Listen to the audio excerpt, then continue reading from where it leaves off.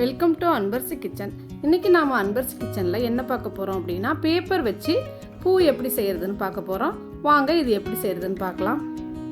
இதுக்கு தேவையான பொருட்கள் வந்து இது மாதிரி கலர் ஷீட்டு, அப்புறம் அதுக்கு தேவையான கலரில் நூல், அப்புறம் கம்பி ஒட்டுறதுக்கு, காம்பு கொட்டுறதுக்கு டேப்பு, இவ்வளோ இருந்தால் போதும். இப்போ பாருங்கள், இந்த ஷீட்டை எடுத்துக்கிட்டோம். இதை வந்து ரெண்டாக மடிச்சுக்கிட்டு மறுபடியும் அதை 4ஆக மடிச்சுக்கிறோம். அந்த 4 இன்னொரு டைம் மடித்து இதை போல் 8 பீஸ் வரா மாதிரி நம்ம கட் பண்ணி மடித்து வச்சுருக்கோம். உங்களுக்கு எவ்வளோ மடிக்க முடியுமோ அந்தளவுக்கு மடிச்சுக்கலாம். இப்போ இதை ஒரு ரோஜா பூ மாதிரி தான் செய்ய போகிறோம். அப்போ ரோஸோட இதழ்கள் எப்படி வருமோ அதை போல் நம்ம வந்து இதை வரைஞ்சி எடுத்துக்கிறோம். இப்போது நான் வந்து 3 சைஸில் எடுத்திருக்கேன். கொஞ்சம் பெரிய சைஸு, அதை விட கொஞ்சம் சின்ன சைஸ், அதை விட கொஞ்சம் சின்ன சைஸ், 3 வந்து நம்ம கட் பண்ணி எடுத்துக்கலாம். இப்போ பார்த்தீங்கன்னா நம்ம எல்லாத்தையுமே கட் பண்ணி எடுத்துட்டோம். அடுத்தது ஒரு A4 ஷீட் எடுத்திருக்கோம். அதிலேருந்து ஒயிட் கலர் ரோஸ் செய்கிறதுக்காக நம்ம வந்து இதழ்களை வந்து கட் பண்ணி எடுத்துக்கலாம். இப்போ இதை போல் வரைய வேணாம், ஏற்கனவே நம்ம கட் பண்ணி வச்சுருக்கிறதுலேருந்து எடுத்து வச்சு அந்த சைஸ்க்கு ஏற்ற மாதிரி பீஸை கட் பண்ணிக்கலாம். பாருங்கள், இதோ கட் பண்ணி ரெண்டையுமே எடுத்துட்டோம். இந்த ஃப்ளவர் செய்கிறதுக்கு நம்ம இதழ்கள்லாம் கட் பண்ணி வச்சுட்டோம். அதுக்கு தேவையான கலரில் நூல் எடுத்துக்கணும். அப்புறம் வந்து இது மாதிரி ஒரு டேப்பு எடுத்துக்கலாம். அப்புறம் கம்பி எடுத்துக்கணும். இந்த கம்பி எடுத்துக்கிட்டு கம்பியோட நுனிப்பகுதியை வந்து இது மாதிரி ஒரு கட்டிங் பிளேயர் வச்சு நம்ம வளைச்சி விட்டுக்கலாம். இதுக்கப்புறம் நம்ம செஞ்சு வச்சுருக்க இதழ்கள்லேருந்து சின்ன சின்னதாக இருக்கிறதெல்லாம் ஃபஸ்ட்டு வச்சு நம்ம இதில் நூலை வச்சு கட்டிட போகிறோம். பாருங்கள், இந்த அளவுக்கு நம்ம வச்சு ஃபஸ்ட்டு ஒரு நூல் போட்டு கட்டிடலாம்.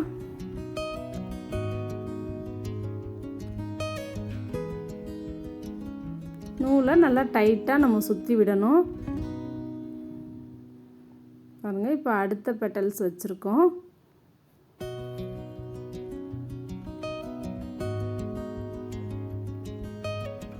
இதை போல் இப்போ இந்த சின்ன சைஸ் எல்லாத்தையுமே நம்ம வச்சு நம்ம கட்டிடலாம்.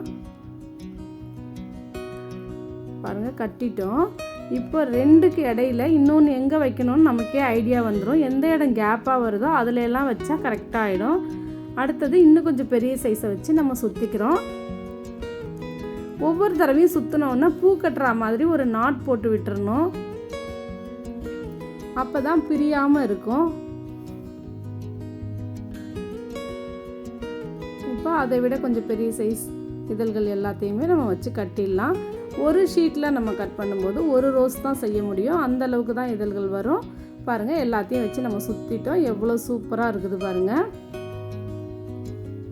இப்போ நல்லா பார்த்தீங்கன்னா தெரியும், இந்த 2 பக்கமும் நம்ம இதழ் வச்சிட்டோம்னா இன்னொரு பக்கத்துக்கு தனியாக தெரியும் நம்ம இங்கே தான் வைக்கணும் அப்படின்ட்டு. அதை வச்சு எல்லாத்தையுமே சுற்றிட்டோம். ரோஸ் ரெடி ஆகிடுச்சு.